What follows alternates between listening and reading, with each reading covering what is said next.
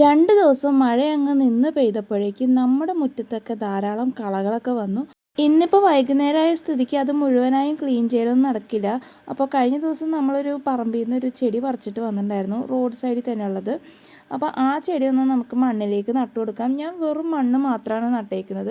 ഇതിങ്ങനെ പറമ്പിലൊക്കെ വളരുന്ന ഒരു ചെടി ആയതുകൊണ്ട് തന്നെ അതിനധികം വളമോ കാര്യങ്ങളൊന്നും ഇപ്പോൾ വേണ്ട. അപ്പോൾ ജസ്റ്റ് ഒന്ന് പോട്ടിൽ നട്ടു കൊടുക്കുക മാത്രമാണ് ചെയ്തത്. പിന്നെ ഇന്ന് നമ്മുടെ ചാനലിൽ 300 സബ്സ്ക്രൈബേഴ്സ് തികഞ്ഞു കേട്ടോ. അപ്പോൾ എനിക്ക് ഭയങ്കര സന്തോഷമായി. ഇതുകൂടാതെ എനിക്ക് മറ്റൊരു ചാനലും കൂടി ഉണ്ട്. അപ്പോൾ ആ ഒരു ചാനൽ സബ്സ്ക്രൈബ് ചെയ്തവർക്ക് എനിക്ക് ഇങ്ങനെ ഒരു ചാനൽ ഉണ്ടെന്ന് അറിയില്ല, ഇവിടെ ഉള്ളവർക്ക് എനിക്ക് മറ്റൊരു ചാനലും ഉണ്ടെന്ന് അറിയില്ല. അപ്പോൾ എന്തായാലും ഇങ്ങനെ തന്നെ പോട്ടെ, ഞാൻ പിന്നെ ഒരിക്കൽ ആ ഒരു ചാനൽ റിവീൽ ചെയ്യാം. അപ്പോൾ എന്തായാലും നമ്മുടെ സന്തോഷം ഇരട്ടിയാക്കാൻ വേണ്ടി നമ്മൾ അന്ന് നട്ട് കൊടുത്ത വാട്ടർ പോപ്പിയിലൊരു മൊട്ട് ഇന്നുണ്ടായിട്ടുണ്ട്.